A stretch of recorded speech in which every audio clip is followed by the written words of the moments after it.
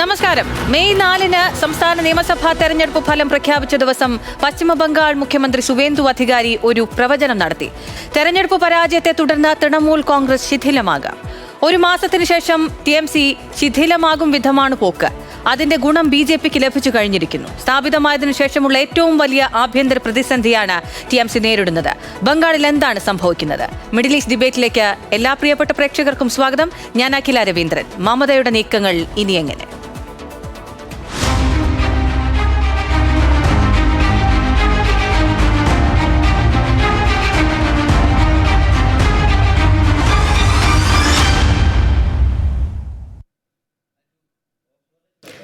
ചർച്ചയിൽ പങ്കെടുക്കുന്നത് നദീർ കാപ്പാട്, ഇൻകാസ് UA, കണ്ണൻ ദാസ്, ഇടത് സഹയാത്രികൻ ബിനോയ് T. രാജൻ, BJP സഹയാത്രികൻ. ആദ്യം നദീറിലേക്കാണ് പോകുന്നത്. ശ്രീ നദീർ കാപ്പാട്, സവിശേഷമായ ഒരു സാഹചര്യമാണ് ഇപ്പോൾ ബംഗാളിൽ ഉരുത്തിരിഞ്ഞിരിക്കുന്നത്. 15 വർഷത്തിനു ശേഷം പ്രതിപക്ഷത്തേക്ക് എത്തപ്പെട്ടിരിക്കുകയാണ് മമതാ ബാനർജി. വലിയ രാഷ്ട്രീയ പ്രതിസന്ധി പ്രതിപക്ഷത്തിരുന്നു കൊണ്ട് തന്നെ ആ പാർട്ടി നേരിടുന്നുമുണ്ട്.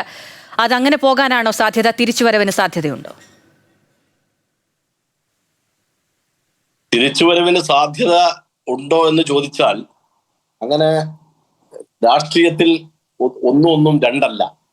അപ്പം തിരിച്ചുവരവിന് സാധ്യത ഇല്ല എന്നോ മമതാ ബാനർജിയെ പൂർണ്ണമായും തള്ളിക്കളയാനൊന്നും ഒരിക്കലും സാധ്യമല്ല. പക്ഷെ ഇവിടെ സംഭവിക്കുന്നത്, മമതാ ബാനർജിയുടെ പാർട്ടി തൃണമൂൽ കോൺഗ്രസിന്റെ ചിഹ്നത്തിൽ മത്സരിച്ച് വിജയിച്ച MLA-മാരെ BJP പണം കൊടുത്ത് കൈകളിലാക്കി ജനാധിപത്യ ധ്വംസനം മറ്റു സംസ്ഥാനങ്ങളിൽ നടത്തുന്നത് പോലെ BJP നടത്തിക്കൊണ്ടിരിക്കുന്നത് ഇന്നും ഇന്നലെയോ അല്ല. ഇത് എത്രയോ വർഷങ്ങളായിട്ട് നമ്മുടെ രാജ്യത്ത് നടന്നുകൊണ്ടിരിക്കുന്ന ഒരു സംഭവ വികാസമാണ്. പക്ഷെ ഒരു കാര്യം എനിക്ക് ചൂണ്ടിക്കാണിക്കാനുള്ളത്, മമതാ ബാനർജിയുടെ ഒരു ഒരു ഒരു ഒരു എന്താ പറയാ, അവരുടെ ഒരു പോരായ്മ. കാരണം ഈ തെരഞ്ഞെടുപ്പിലെങ്കിലും അവർ ഇന്ത്യൻ നാഷണൽ കോൺഗ്രസുമായിട്ട് ഒരു സഖ്യമുണ്ടാക്കുന്നതിന് പകരം അവർക്ക് ഒറ്റക്ക് വിജയിച്ചു വരാൻ പറ്റുമെന്ന അമിതമായ ആത്മവിശ്വാസത്തിനേറ്റ തിരിച്ചടിയാണ് ബംഗാളിൽ സംഭവിച്ചത്. പിന്നെ നിങ്ങൾക്കറിയാം, സ്വാഭാവികമായിട്ടും BJP വൻ ഭൂരിപക്ഷത്തിൽ 3-2 മെജോറിറ്റിയിൽ അധികാരത്തിൽ വന്നപ്പോൾ മറ്റ് മമതയുടെ കൂടെ വിജയിച്ച MLA-മാര് അധികാരത്തിന് വേണ്ടി BJP-യിലേക്ക് പോവുക, BJP അവരെ പണം കൊടുത്ത് സ്വാധീനിച്ച് അവരുടെ വശത്തേക്കാക്കുക, ഇത് ഇന്നലെ ഇന്നും നടക്കുന്ന കാര്യമല്ല. പക്ഷേ ഒരു കാര്യം ഞാൻ പറയുന്നു, 2029 നടക്കുന്ന പാർലമെന്റ് തെരഞ്ഞെടുപ്പിൽ ഇതിനെല്ലാം അതിജീവിച്ചുകൊണ്ട് BJP താഴേക്ക് പോകും എന്ന കാര്യത്തിൽ ഒരു തർക്കവും എനിക്കില്ല. നിങ്ങൾ എഴുതി വെച്ചോ ഞാൻ ഈ പറയുന്ന പോയിന്റ്. അങ്ങനെ ഒരിക്കലും ഇന്ത്യ രാജ്യത്തെ ജനങ്ങളെ അണ്ടർ എസ്റ്റിമേറ്റ് ചെയ്യാൻ സാധ്യമല്ല. ഏതെങ്കിലും ഒരു പൊട്ടിത്തെറി BJP-യിലും സംഭവിക്കും. അതിലൊരു തർക്കവും നിങ്ങൾക്ക് വേണ്ട. അത് അവരുടെ അവസാനത്തെ കളിയാണ് അവരിങ്ങനെ ഓരോ സംസ്ഥാനങ്ങളിലും കളിക്കുന്നത്. ശരി നദീർ കാപ്പാട്, എന്തായാലും വലിയ പ്രതീക്ഷയാണ് അദ്ദേഹവും പങ്കുവെക്കുന്നത്. കണ്ണൻ ദാസിലേക്ക് പോവുകയാണ്. ശ്രീ കണ്ണൻ ദാസ്, ബംഗാളിലെ സാഹചര്യം നമുക്കറിയാം. അത് ആ വിധത്തിലാണ് മുന്നോട്ട് പോകുന്നതും. നിസ്സഹായിയായാണ് ഇന്നലെ ഇന്ത്യ സഖ്യയോഗത്തിലും മമത എത്തിയിട്ടുള്ളത്. ഐക്യപ്പെടലിന്റെ സാധ്യത എന്താണ്, അതിന്റെ പ്രാധാന്യം എന്താണ് എന്നൊക്കെ കുറച്ചധികം മനസ്സിലാക്കുന്നുണ്ട് മമത എന്ന് നമുക്കിപ്പോൾ മനസ്സിലാക്കുന്നു. ഇങ്ങനൊരു സാഹചര്യത്തിൽ CPM-നോട് ചേർന്ന് നിന്നുകൊണ്ട് ഒരു പ്രതിരോധം BJP-ക്കെതിരെ തീർക്കാനായിരിക്കുമോ അവിടെ തൃണമൂൽ ശ്രമിക്കുക? അതിന് നിന്നുകൊടുക്കാൻ CPIM തയ്യാറാകുമോ അവിടെ? ഇപ്പൊ നമ്മുടെ ഈ ബംഗാളിലെ തെരഞ്ഞെടുപ്പ് വന്നതിന് ശേഷം അപ്പൊ അവിടെ നടന്നുകൊണ്ടിരിക്കുന്ന എല്ലാ സംഭവ വികാസങ്ങളും അത് ശരിക്കും കേവലമായിട്ടൊരു രാഷ്ട്രീയ മാറ്റം വന്നതിന്റെ ഒരു ലക്ഷണമല്ല അവിടെ കാണുന്നത്. അപ്പൊ ആ ചോദിച്ച ചോദ്യത്തിലേക്ക് ഞാൻ വരാം. ബംഗാളിൽ CPIM-മായി തൃണമൂൽ കോൺഗ്രസ് ഒരു സഖ്യത്തിലേക്ക് വരുമോ എന്നുള്ളത് നമ്മൾ അതിനെക്കുറിച്ച് ചിന്തിക്കുമ്പം, ബംഗാളിൽ CPIM-നെ തകർക്കുക എന്നതായിരുന്നു മമതാ ബാനർജിയുടെ രാഷ്ട്രീയ ജീവിതത്തിലെ ഏറ്റവും വലിയ ലക്ഷ്യവും ഏറ്റവും വലിയ പദ്ധതിയും. അവരേതാണ്ട് ആ ഒരു പദ്ധതിയിൽ ഒരു സാങ്കേതികമായിട്ടാണെങ്കിൽ പോലും ഒരു കുറച്ചു കാലത്തേക്കായിട്ടാണെങ്കിലും അതിൽ വിജയിച്ചു എന്നുള്ളത് ഒരു സത്യം തന്നെയാണ്. എന്നാൽ തന്നെയും ഇപ്പോഴത്തെ നിലവിലത്തെ സാഹചര്യം എന്താണ് ബംഗാളിൽ സംഭവിച്ചുകൊണ്ടിരിക്കുന്നത്? മമതാ ബാനർജിയുടെ കഴിഞ്ഞ 15 വർഷത്തെ ഭരണത്തിന്റെ ഏറ്റവും ഭീകരമായിട്ടുള്ള അഴിമതിയും അതുപോലെ ഗുണ്ടാരാജും അങ്ങനെയുള്ള എല്ലാ തരത്തിലുള്ള പ്രശ്നങ്ങൾ കൊണ്ടും ജനങ്ങൾ അവിടെ പൊറുതിമുട്ടി കഴിഞ്ഞപ്പം ജനങ്ങൾക്ക് മറ്റൊരു ചോയ്സ് അവിടെ നോക്കുന്ന സമയത്ത് നിലവിലത്തെ സാഹചര്യത്തിൽ ഇടതുപക്ഷത്തിന് ശക്തി എന്നുള്ളത്, പൊളിറ്റിക്കൽ ശക്തി അവിടെ നിലവിൽ ഉണ്ടെങ്കിൽ പോലും ആൾബലം എന്നുള്ള രീതിയിൽ നോക്കുമ്പോൾ അവിടെ ഇടതുപക്ഷം വളരെ പുറകിൽ തന്നെയാണ്. അപ്പൊ അതുകൊണ്ട് തന്നെ ജനങ്ങളെ സംബന്ധിച്ചിടത്തോളം പെട്ടെന്ന് അവർ അടുത്തൊരു ചോയ്സിലേക്ക് നോക്കുമ്പോൾ BJP എന്നുള്ള രീതിയിലേക്ക് അവിടെ മാറിയിട്ടുണ്ട്. പക്ഷെ അത് മാത്രമല്ല, ആ ഒരു ചോയ്സ് എന്നുള്ളിടത്തിലേക്ക് അവർ പോകുന്നത് എന്തുകൊണ്ടാണെന്ന് വെച്ച് കഴിഞ്ഞാൽ ബംഗാളിൽ മമത അധികാരത്തിൽ വന്നതോടുകൂടി അവിടെ സംഭവിച്ച വലിയ ഒരു മാറ്റം എന്ന് പറയുന്നത് ഭീകരമായിട്ടുള്ള ഫാസിസ്റ്റ് ധ്രുവീകരണം അവിടെ ഉണ്ടായിട്ടുണ്ട്. ഫാസിസ്റ്റ് ധ്രുവീകരണത്തിൽ തന്നെ ഏറ്റവും ശക്തമായത് ഒരു വലിയ തരത്തിലുള്ള ഒരു വർഗീയ ധ്രുവീകരണം തന്നെ ഉണ്ടായിട്ടുണ്ട്. ഒരു ന്യൂനപക്ഷ സമുദായത്തെ TMCയിലേക്ക് അടുപ്പിക്കുകയും ഭൂരിപക്ഷം വരുന്ന സമൂഹം മറ്റൊരു തരത്തിലേക്ക് സ്പ്ലിറ്റായി മാറുകയും ആ ഭൂരിപക്ഷ വർഗീയതയെ BJP വോട്ടാക്കി അവിടെ മാറ്റുകയും ചെയ്തിട്ടുണ്ട്. ഇനി കാണാൻ പോകുന്ന കാര്യം എന്ന് പറഞ്ഞാൽ, എന്തായിരുന്നോ മമതാ ബാനർജി കഴിഞ്ഞ 15 വർഷം കൊണ്ട് ഇടതുപക്ഷത്തിനോടും പ്രത്യേകിച്ച് CPM-നോടും കാട്ടിക്കൊണ്ടിരുന്ന അക്രമ രാഷ്ട്രീയം, ആ അക്രമ രാഷ്ട്രീയത്തിന്റെ ഒരു തിരിച്ചടി ഇപ്പൊ BJP-യുടെ ഭാഗത്തു നിന്ന് കൃത്യമായിട്ടും തൃണമൂൽ കോൺഗ്രസിന് കിട്ടിക്കൊണ്ടിരിക്കുകയാണ്. അതിന്റെ എല്ലാ തരത്തിലുള്ള കാര്യങ്ങളും സംഭവങ്ങളും നമ്മളിപ്പോൾ അവിടെ കണ്ടുകൊണ്ടിരിക്കുകയാണ്. അപ്പം എനിക്ക് പറഞ്ഞു വെക്കാനുള്ളത്, ഒരു കാരണവശാലും BJP-ക്ക് ഒരു എതിർ എന്നുള്ള രീതിയിൽ തൃണമൂൽ കോൺഗ്രസുമായി ഇടതുപക്ഷത്തിനോ CPIM-നോ ഒത്തുചേർന്നുകൊണ്ട് മുന്നോട്ട് പോയി ഒരു രാഷ്ട്രീയ കൂട്ടുകെട്ടുണ്ടാക്കാൻ കഴിയുമെന്ന് എനിക്ക് തോന്നുന്നില്ല. അതിന്റെ കാരണം എത്രയോ രക്തസാക്ഷികളുടെ ചോരയിൽ ചവിട്ടിക്കൊണ്ട് മാത്രമേ അത്തരത്തിലുള്ള ഒരു സഖ്യത്തിലേക്ക് ഇടതുപക്ഷത്തിന് പോകാൻ കഴിയുള്ളൂ. ആ ഒരു കാരണം കൊണ്ട് തന്നെ ഒരു കാരണവശാലും തൃണമൂൽ കോൺഗ്രസുമായിട്ട് BJP-ക്കെതിരെയുള്ള ഒരു സഖ്യമായിട്ട് മുന്നോട്ട് പോകില്ല. അതല്ലാണ്ട് തന്നെ CPIM ശക്തമായിട്ടുള്ള ഒരു രാഷ്ട്രീയ അടിത്തറ ഇവിടെ ഉണ്ടാക്കിക്കൊണ്ടിരിക്കുകയാണ്. ആ രാഷ്ട്രീയ അടിത്തറയിൽ നിന്നുകൊണ്ട് തന്നെ ശക്തമായിട്ട് തന്നെ BJP-ക്കെതിരെയുള്ള ഒരു വികാരം ജനങ്ങളിലേക്ക് കൊണ്ടുവരാൻ CPM-ന് കഴിയും തന്നെയാണ് കരുതുന്നത്. ഓക്കെ, ബിനോയ് ടി രാജനിലേക്കാണ് ഇനി പോകുന്നത്. ബിനോയ് ടി രാജൻ, ബംഗാളിനെ നോക്കി ചിരിച്ചുകൊണ്ടാണ് ഇപ്പോൾ BJP അടുത്ത വാർഷികത്തിലേക്ക് കടക്കാൻ പോകുന്നത്. ഈ പ്രതിസന്ധികൾ അവിടെ ഉടലെടുത്ത ഘട്ടത്തിൽ തന്നെ അവിടെ ഒരു പ്രവചനം ഉണ്ടായിരുന്നു, ഞാൻ ആദ്യഘട്ടത്തിൽ സൂചിപ്പിച്ചതുപോലെ. അതിനനുസരിച്ച് തന്നെയാണ് ഒരു മാസത്തിന് ശേഷം കാര്യങ്ങൾ വരുന്നതും ശിഥിലമായി പോവുകയാണ് തൃണമൂൽ. അതിന്റെ പങ്ക് പറ്റുന്നത്, അതിന്റെ വിജയത്തിന്റെ പങ്ക് പറ്റുന്നത് അത് BJP തന്നെയല്ലേ? തീർച്ചയായിട്ടും അങ്ങനെ വേണമല്ലോ ഉണ്ടാകാന്. കാരണം ബംഗാളിൽ എന്ത് സംഭവിക്കുന്നു എന്നാണ് നമ്മളിപ്പോൾ ചർച്ച ചെയ്തുകൊണ്ടിരിക്കുന്നത്. പക്ഷേ ഇൻകാസിന്റെ പ്രതിനിധി 2029 BJP താഴെ പോകും എന്ന് പറയുന്ന ആത്മവിശ്വാസം കാണിക്കുമ്പോൾ ബംഗാളിൽ ഈ കഴിഞ്ഞ 49 വർഷം എന്ത് സംഭവിച്ചു എന്നുകൂടി പറഞ്ഞെങ്കിൽ മാത്രമേ അതിന് ഉത്തരമാകത്തുള്ളൂ. കാരണം ശ്രീരാമകൃഷ്ണ പരമഹംസന്റെയും സ്വാമി വിവേകാനന്ദന്റെയും സുഭാഷ് ചന്ദ്രബോസിന്റെയും ബങ്കിം ചന്ദ്ര ചാറ്റർജിയുടെയും രവീന്ദ്രനാഥ ടാഗോറിന്റെയും സത്യജിത്രയുടെയും ഒക്കെ ബംഗാള് 34 വർഷം ഈ CPM ഭരിച്ച് മുടിച്ച് 2011 അവിടെ TMC പരിവർത്തൻ യാത്ര നടത്തി അവരധികാരം പിടിച്ചെടുത്ത് അവരുടെ ഒരു 15 വർഷം കഴിഞ്ഞിട്ട് ഈ 49-50 വർഷം കഴിഞ്ഞിട്ട് BJP-യുടെ കയ്യിലോട്ട് വെച്ചു തരികയാണ് ചെയ്തത്. ഇതെന്തുകൊണ്ട് സംഭവിച്ചു എന്ന് നമ്മൾ ആലോചിക്കണം. കാരണം ഈ നന്ദിഗ്രാമം, സിംഗൂരും, സന്ദേശകാലിയും അടക്കമുള്ള പ്രദേശങ്ങൾ ഇന്ന് കുപ്രസിദ്ധി ആർജിച്ചേക്കുന്നത് ഈ രണ്ട് കൂട്ടരുടെ അക്രമങ്ങൾ കൊണ്ട് മാത്രമാണ്.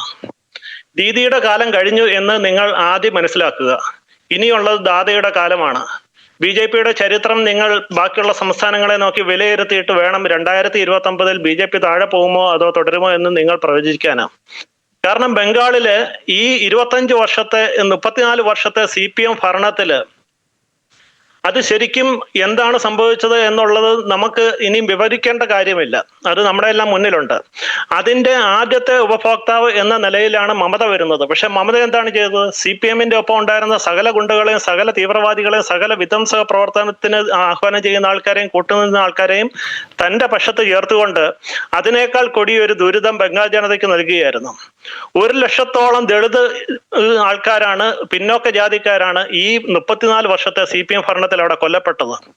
അവിടുത്തെ ഈ മരിചാപി പോലെയുള്ള പ്രദേശങ്ങള്, നന്ദിഗ്രാമ്, ബിജോൺ സേതു ഇതുപോലുള്ള പ്രദേശങ്ങൾ നടന്ന കൂട്ടക്കൊലകൾ കുപ്രസിദ്ധമാണ്. ഇതെല്ലാം CPM-ന്റെ അണ്ടറിൽ നടന്നതാണ്. അതിനുശേഷമാണ് തൃണമൂൽ കോൺഗ്രസ് വരുന്നത്. തൃണമൂൽ കോൺഗ്രസിന്റെ അണ്ടറിൽ ഈ TMC ഗുണ്ടകൾ സന്ദേശകാലിയിലടക്കം അഴിഞ്ഞാടിയത് നമുക്കറിയാം.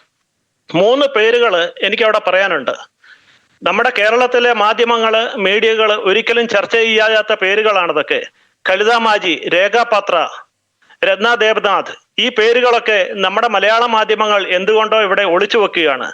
TMCയുടെ ഏറ്റവും കിരാതമായ ഭരണത്തില് സ്വന്തം ജീവിതം തന്നെ തകർന്നുപോയ 3 വനിതകൾ BJPയുടെ നേതൃത്വത്തിൽ ഈ വിജയത്തിൽ പങ്കാളിയായിട്ടുണ്ട്. അത് രത്ന ദേവനാഥ് എന്ന് പറയുന്ന അമ്മയുടെ മകൾ RG കർ മെഡിക്കൽ കോളേജിലെ PG മെഡിക്കൽ വിദ്യാർത്ഥിയായ ഒരു ഡോക്ടറേറ്റ് എടുത്ത് ഈ സമൂഹത്തെ നയിക്കാനും സേവിക്കാനും സ്വപ്നം കണ്ട ഒരു പെൺകുട്ടിയെ ബലാത്സംഗം ചെയ്തു കൊന്നു. ആ ഇരയുടെ അമ്മയാണ് രത്ന ദേവനാഥ്. കലിത മാജി എന്ന് പറയുന്നത് വെറും ഒരു വീട്ടുജോലിക്കാരിയാണ്. ഇന്ന് അവര് മന്ത്രിയായിട്ട് അവിടെ സത്യപ്രതിജ്ഞ ചെയ്തിട്ടുണ്ട്. ഈ കമ്മ്യൂണിസ്റ്റുകൾ വിഭാവനം ചെയ്യുന്ന ഏറ്റവും പിന്നോക്കം എന്ന് പറയുന്നവരുടെ ഉന്നമനം, ഏറ്റവും പിന്നോക്കമായി നിൽക്കുന്ന ജനങ്ങളെ ഏറ്റവും മുഖ്യധാരയിലോട്ട് കൊണ്ടുവരിക, അവരിലേക്ക് അധികാരം കൈമാറുക, ഈ സ്വപ്നങ്ങൾ CPM എന്നും പറഞ്ഞു നടക്കുമെങ്കിൽ ഇന്ന് ദാദാ സുവേന്ദു അധികാരി നേതൃത്വം നൽകുന്ന ബംഗാൾ ഭരണത്തില് ആ മന്ത്രിസഭയില് CPM എന്താണോ ഇത്രയും നാൾ നിങ്ങളോട് പറഞ്ഞു വെച്ചത് അതെല്ലാം സാക്ഷാത്കരിക്കുന്ന ചിത്രമാണ് കാണുന്നത്.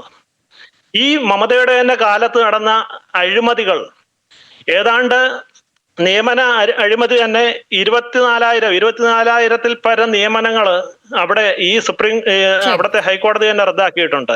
അഴിമതിയുടെ ഒരു കൂത്തരങ്ങായിട്ട് നിൽക്കുന്ന, അക്രമത്തിന്റെ അങ്ങേയറ്റം കണ്ട ബംഗാള് അതിന്റെ സത്വം വീണ്ടെടുക്കുകയാണ്. അവിടെ BJP തുടരും. BJPയുടെ ഏറ്റവും നല്ല ഒരു ഗവൺമെന്റ് അവിടെ ഫോം ചെയ്തിട്ടുണ്ട്. BJPയുടെ ഈ ഗവൺമെന്റ് ഫോം ചെയ്ത ഈ കഴിഞ്ഞ കുറഞ്ഞ സമയങ്ങൾക്കുള്ളിൽ അവരെടുത്ത നടപടികൾ മാത്രം മതി BJPയുടെ ഭാവി എന്താണ്, ബംഗാൾ ജനതയുടെ ഭാവി എന്താണ് എന്ന് നമുക്ക് വ്യക്തമായിട്ട് തിരിച്ചറിയാൻ പറ്റും. ഈ വിജയം ഏറ്റവും കൂടുതൽ ആഘോഷിക്കുന്നത് ബംഗാൾ ജനതയാണ്. ശ്യാമപ്രസാദ് മുഖർജിയുടെ നാടാണത്. BJPയെ സംബന്ധിച്ച് ഏറ്റവും പ്രധാനപ്പെട്ട മണ്ണാണ്. അവിടുന്നാണ് ഖുദ്റാം ബോസ് വന്നിട്ടുള്ളത്, അവിടുന്നാണ് ജഗദീഷ് ചന്ദ്രബോസ് വന്നിട്ടുണ്ട്. ആ ബംഗാളിനെ, വംഗദേശത്തെ നമ്മൾ തിരിച്ചെടുക്കും. നദീർ കാപ്പാടിലേക്ക് പോവുകയാണ്. ശ്രീ നദീർ കാപ്പാട്, തുടച്ചു നീക്കുന്ന വിധത്തിലാണ് അവിടുത്തെ മുൻ സർക്കാരുകളെ, വർഷങ്ങളായി ഭരിച്ചുകൊണ്ടിരുന്ന സർക്കാരുകളെ ജനങ്ങൾ നീക്കിയിട്ടുള്ളതെന്നാണ് നമുക്ക് കാണാൻ കഴിയുന്നത്. CPM ആണെങ്കിലും ഇനി തൃണമൂൽ ആണെങ്കിലും ആ വിധത്തിലാണ് പോയിരിക്കുന്നത്. ഇതിൽ നിന്നൊരു തിരിച്ചുവരവ് അത് ഏത് വിധത്തിലാണ് സാധ്യമാവുക? ജനങ്ങളുടെ വിശ്വാസം നേടിയെടുക്കാൻ ഇനി തൃണമൂലിൽ എങ്ങനെയാണ് സാധിക്കുക? അല്ല, ഇവിടെ BJP പ്രതിനിധി പറഞ്ഞത് ഏറ്റവും വലിയ 2026 ഏറ്റവും വലിയ തമാശയായിട്ട് ഞാൻ കാണുന്നത്. കാരണം ഭരണത്തിലേറിയ പിറ്റേന്ന് തൃണമൂൽ കോൺഗ്രസിന്റെ ഏറ്റവും സീനിയറായ നേതാവ് അഭിഷേക് ബാനർജിയെ ഏത് രീതിയിൽ ആക്രമിച്ചു എന്ന് നമ്മളൊക്കെ കണ്ടതാണ്.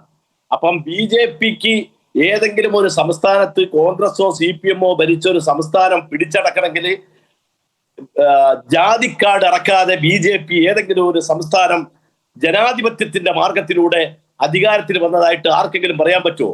SIRലൂടെ ലക്ഷക്കണക്കിന് ആളുകളാണ്, എത്രയോ ലക്ഷം ആളുകളെയാണ് SIRന്റെ പേരിലൂടെ അവിടെ വോട്ടർ പട്ടികയിൽ നിന്ന് പുറത്താക്കിയത്. ഈ സുവേന്ദു അധികാരി എന്ന് പറഞ്ഞാൽ തൃണമൂൽ കോൺഗ്രസിന്റെ ഏറ്റവും സീനിയറായ നേതാവായിരുന്നു. അദ്ദേഹത്തെ പണം കൊടുത്ത് ചാക്കിലാക്കി BJPയിലേക്ക് മാറ്റി. ഇപ്പോഴും നടന്ന ഈ കലാപം, ഇദ്ദേഹം പറഞ്ഞ ഈ സന്ദേശ് കാരിയിലൊക്കെ നടന്ന കലാപം, ഇവരാണ് ഈ കലാപത്തിന് നേതൃത്വം കൊടുക്കുന്നത്. കലാപത്തിന് നേതൃത്വം കൊടുക്കാതെ, ഹിന്ദു മുസ്ലിം കലാപം ഉണ്ടാക്കാതെ BJPക്ക് ഒരിക്കലും അധികാരത്തിൽ വരാൻ സാധ്യമല്ല. ഇന്ത്യയിലെ ജനങ്ങൾ ഭൂരിപക്ഷമായാലും ന്യൂനപക്ഷമായാലും അവർ മതേതരത്തിൽ അടിയുറച്ച് വിശ്വസിക്കുന്നവരാണ്.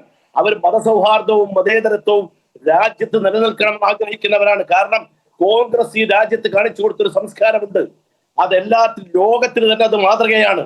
അതെന്താണെന്ന് പറഞ്ഞാൽ നമ്മുടെ മതേതരത്വം, നമ്മുടെ ഭരണഘടന ഉയർത്തിപ്പിടിക്കുന്ന ഏതൊരു പൗരനും അവരുടെ വിശ്വാസപ്രകാരം, അവരുടെ ഇഷ്ടപ്രകാരം ഏത് മതത്തിലും വിശ്വസിക്കാനുള്ള അവകാശം നമ്മുടെ ഭരണഘടന അനുശാസിക്കുന്ന ആ കാര്യം നമുക്ക് ഏതൊരു പൗരനും അവകാശപ്പെട്ടതാണ്. ആ രീതിയിൽ BJPക്ക് ഭരണം പിടിച്ചെടുക്കാൻ ഒരു സംസ്ഥാനത്തും സാധ്യമല്ല. ഇവർ ഈ പറയുന്ന കലാപങ്ങൾക്കൊക്കെ നേതൃത്വം കൊടുക്കുന്നത് ഇവരാ. തൃണമൂൽ കോൺഗ്രസ് അവിടെ ഒരു കലാപത്തിന് നേതൃത്വം കൂടെ 15 വർഷത്തെ ഭരണം അവിടെ ഫുൾ കലാപമായിരുന്നോ? ഇവര് തന്നെ ഉണ്ടാക്കിയാണ് ഓരോ. നമുക്കറിയാം, മുമ്പ് ബഹൽപൂരിലും പിന്നെ ഉത്തർപ്രദേശിലൊക്കെ ഇവരുണ്ടാക്കിയ കലാപങ്ങൾ. രാഹുൽ ഗാന്ധി വയനാട്ടിൽ മത്സരിക്കുമ്പോൾ അമിത്ഷാ അവിടെ പച്ചക്കൊടി എടുത്തിട്ടാ ഇത് പാകിസ്ഥാന്റെ കൊടിയാണെന്ന് പറഞ്ഞ് അവിടെ നല്ലവരായ ഹൈന്ദവ മതവിശ്വാസികൾക്കിടയിൽ വർഗീയത കുത്തിവെച്ച് ആ പാവപ്പെട്ട മനുഷ്യരുടെ മനസ്സിലേക്ക് വിഷം കുത്തിയിറക്കുന്ന പരിപാടി അല്ലാതെ BJPക്ക് ജനാധിപത്യ മാർഗത്തിലൂടെ ഇന്ത്യയിൽ അധികാരത്തിൽ വരാൻ പറ്റൂ? ഇന്ന് നിങ്ങൾ കണ്ടോ, മധ്യപ്രദേശില് അവിടുത്തെ നമ്മുടെ കോൺഗ്രസിന്റെ സ്ഥാനാർത്ഥിയുടെ പത്രിക തള്ളിയിരിക്കുകയാണ്. എന്താണ് കാരണം? തെരഞ്ഞെടുപ്പ് കമ്മീഷനെ കാണാൻ അനുവദിക്കുന്നില്ല, അവിടെ ഗേറ്റിൽ തടയാണ്. ഈ രീതിയിലേക്ക് നമ്മുടെ രാജ്യം തകർന്നടിയാണ്. അതാണ് ഞാൻ പറഞ്ഞത്. ഏത് ഏകാധിപതിയും ഒരു നാൾ മുട്ടുമടക്കും. ഒരു എല്ലാ കാലത്തും ഇന്ത്യ BJP-യുടെ കൈകളിൽ നിൽക്കില്ല. അത് തീർച്ചയായിട്ടും ആ ഭരണം തകർന്നടിയുക തന്നെ ചെയ്യും. 2029 ശ്രീ രാഹുൽ ഗാന്ധിയുടെ നേതൃത്വം ഇതിപ്പോ സത്യത്തിൽ ഇത് ഇങ്ങനെ സംഭവിച്ചത് നല്ലതിനാ. മമതാ ബാനർജി UPA-യുമായിട്ട് ഐക്യപ്പെടാൻ അല്ലെങ്കിൽ കോൺഗ്രസുമായി അവിടെ ഒരു സഖ്യം വേണമെന്ന് പറഞ്ഞപ്പം അതിനെതിരെ മുഖം തിരിച്ച മമതാ ബാനർജിക്ക് ശക്തമായ തിരിച്ചടി കിട്ടിയപ്പോൾ മമതാ ബാനർജി ഓടി ഡൽഹിയിലേക്ക് വരുന്നു, സോണിയാഗാന്ധിയെ കെട്ടിപ്പിടിക്കുന്നു, രാഹുൽ ഗാന്ധിയോട് സംസാരിക്കുന്നു. അങ്ങനെ സംഭവിച്ചത് BJP-യുടെ തകർച്ചയുടെ തുടക്കമാണത്. സത്യത്തിൽ BJP തകരും. എല്ലാ കാലത്തും BJP ഇതുപോലെ ഇന്ത്യ ഭരിക്കില്ല. എല്ലാ കാലവും ഇങ്ങനെ ആളുകൾക്ക് ഇന്ത്യ ഭരിക്കാൻ കഴിയില്ല. കാരണം ഇന്ത്യയിലെ ജനങ്ങൾ ഏറ്റവും നല്ലവരായ മതേതരത്വവും മതസൗഹാർദ്ദവും മുറുകെ പിടിക്കുന്ന ജനങ്ങളാണ്. അവരെ അണ്ടർ എസ്റ്റിമേറ്റ് ചെയ്യാൻ ഒരിക്കലും ഒരു പാർട്ടിക്കും സാധ്യമല്ല. അതിന്റെ ഏറ്റവും വലിയ ഉദാഹരണമാണ് കേരളത്തിൽ നടന്ന ഈ കഴിഞ്ഞ തെരഞ്ഞെടുപ്പിൽ ഒരു സാമുദായിക സംഘടനകൾക്കും കേരളത്തിൽ വോട്ടില്ല എന്ന് തെളിയിച്ച തെരഞ്ഞെടുപ്പാണ് ഈ കഴിഞ്ഞ തെരഞ്ഞെടുപ്പ്. കാരണം മുഖ്യമന്ത്രി എടുത്ത നിലപാട് വർഗീയതയോട് നോ കോംപ്രമൈസ്. നമുക്കൊന്നും ഒരിക്കലും വർഗീയത എന്ന് പറഞ്ഞ് ചിന്തിക്കാൻ നമുക്ക് സാധ്യമല്ല. ഞാൻ കോഴിക്കോട് കാപ്പാടുള്ള ഒരാളാണ്. മലബാർ മേഖലയിലൊക്കെ നമ്മൾ അവിടെ എല്ലാവരും ഓണായാലും വിഷു ആയാലും പെരുന്നാളായാലും നമ്മൾ ഒന്നിച്ചാണ് അവിടെ ആഘോഷിക്കുന്നത്. എല്ലാവരും നമ്മൾ ഒന്നിച്ചാണ്, കല്യാണമായാലും എല്ലാം നമ്മൾ ഒന്നിച്ചാണ് നമ്മൾ ആഘോഷിക്കുന്നത്. അപ്പൊ അതുകൊണ്ടിട്ട് ഇതൊരു വലിയ വിജയമാക്കി ബംഗാളിലെ വിജയം അത് 100% ജനാധിപത്യ ധ്വംസനമാണ് അവിടെ നടന്നത്.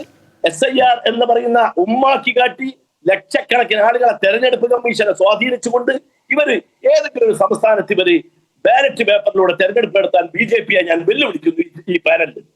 എന്നിട്ട് ഇപ്പം പറയാം മമതാ ബാനർജി അവിടെ കലാപുണ്ടാക്കി.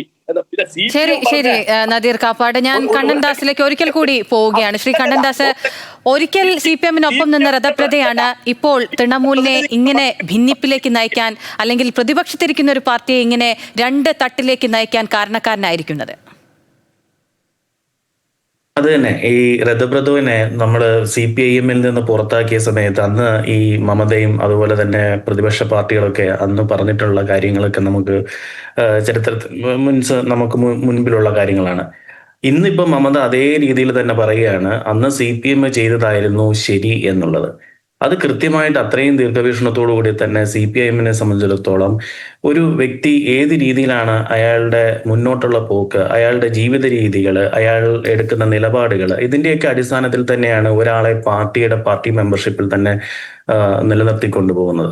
അപ്പം അതിലേക്ക് അതുകൊണ്ട് തന്നെയാണ് ഋതബ്രതോ തന്നെയാണ് ഇപ്പം മമതയുടെ ഈ പറഞ്ഞ തെരഞ്ഞെടുപ്പിന് ശേഷം അദ്ദേഹത്തിന് പ്രതിപക്ഷ നേതാവിന്റെ സ്ഥാനം അലങ്കരിക്കുന്നതിന് വേണ്ടിയിട്ട് ജയിച്ചു വന്നിട്ടുള്ള സീറ്റുകൾ 3-2 ഭൂരിപക്ഷത്തിൽ വരുന്ന ആളുകളെയും MLA-മാരെയും അയാളുടെ ഒപ്പമാണെന്നുള്ളത് ആക്കിക്കൊണ്ട് തന്നെ ആ രീതിയിലേക്ക് ആ TMC-യിൽ ഒരു സ്പ്ലിറ്റ് കൊണ്ടുവന്നിട്ടുള്ളത്. എനിക്ക് അതിനോടൊപ്പം ചേർത്ത് പറയാനുള്ളത് നമ്മുടെ BJP-യുടെ പ്രതിനിധി ഇവിടെ ഇന്ന് ടാഗോറിന്റെ പേര് ഉച്ചരിക്കുന്നത് കേട്ടു. എനിക്കത് കേട്ട സമയത്ത് ഞാൻ ആലോചിക്കുകയായിരുന്നു, ഇവരൊക്കെ എന്നു മുതലാണ് ടാഗോറിനെയും ഒക്കെ അംഗീകരിച്ചുകൊണ്ട് മുന്നോട്ട് പോകാനായിട്ട് തുടങ്ങിയിട്ടുള്ളത്.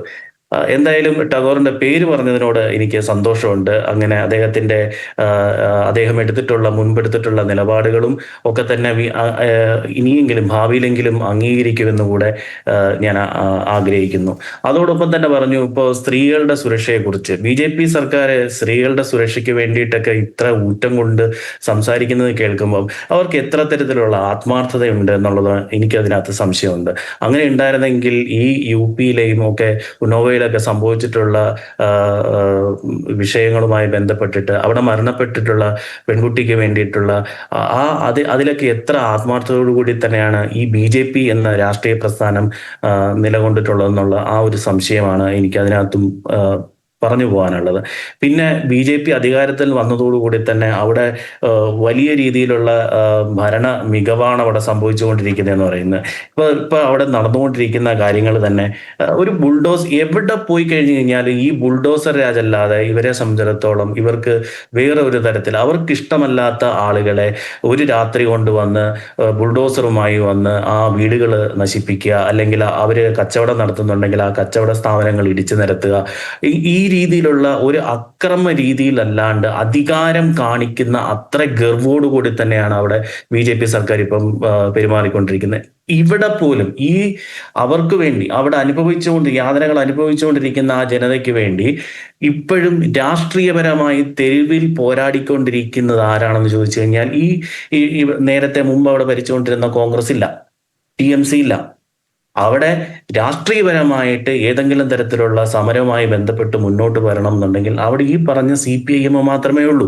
ഇന്ന് സുജൻ ചക്രവർത്തിയുടെ ഒരു ഫോട്ടോ ഇന്നലെ മീഡിയയിൽ വന്നതാണ്. ചോര ഒലിപ്പിച്ച് നിൽക്കുന്ന മുൻ MLA ആണ് അദ്ദേഹം.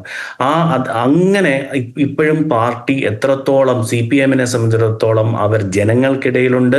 ശക്തമായി തന്നെ CPIM ഇനി വരുന്ന തെരഞ്ഞെടുപ്പുകളിൽ തിരിച്ചുവരവ് തന്നെ നടത്തുന്നുള്ള പ്രത്യാശ തന്നെ എനിക്കുണ്ട്.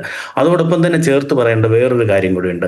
ഈ ബംഗാളിൽ ഇപ്പൊ നടന്നിട്ടുള്ള ഈ രാഷ്ട്രീയപരമായിട്ടുള്ള ഈ ചുവടുമാറ്റങ്ങളൊക്കെ തന്നെ BJPയുടെ ഒരു സ്ട്രാറ്റജിക്കൽ മൂവായിട്ട് തന്നെയാണ് ഞാൻ കാണുന്നത്. എന്തുകൊണ്ടാണെന്ന് വെച്ച് കഴിഞ്ഞാൽ കൃത്യമായി BJPയും ഇപ്പോൾ ഇനി തൃണമൂൽ കോൺഗ്രസ് പൂർണ്ണമായിട്ടും ഇല്ലാതായി കഴിഞ്ഞു കഴിഞ്ഞാൽ അവിടെ വരാൻ പോകുന്ന ഒരു രണ്ട് കക്ഷികൾ എന്ന് പറഞ്ഞാൽ BJPയും ഇടതുപക്ഷവും തമ്മിലുള്ള ഒരു പ്രത്യയശാസ്ത്ര പോരാട്ടമായിരിക്കും അവിടെ സംഭവിക്കാൻ പോകുന്നത്.